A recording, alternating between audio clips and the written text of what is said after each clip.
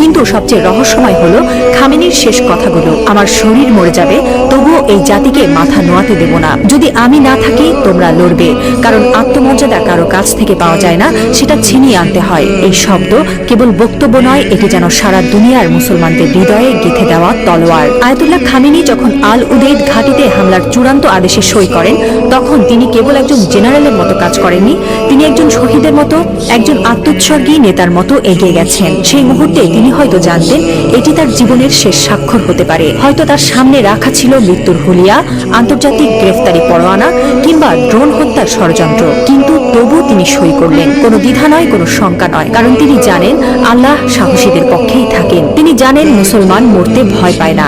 যারা আল্লাহর পক্ষে থাকেন তারা জানে মৃত্যু মানেই পরাজয় নয়, বরং আত্মত্যাগী বিজয়ের শুরু। এই একজন মানুষ এখন আর কেবল ইরানের নেতা নন, তিনি হয়ে উঠছেন সারা বিশ্বের মুসলিম উম্মার প্রতীক। একজন বিশ্বাসী, একজন অটল মুজাহিদ, একজন সাহসী পিতার মতো তিনি বলছেন, আমি থাকি বা না থাকি তোমরা লড়বে। হ্যাঁ মুসলিম উম্মাহ, তোমরা মাথা নিচু করো না। লা ইলাহা ইল্লাল্লাহ, আল্লাহ ছাড়া আর কোনো ইলাহ নেই।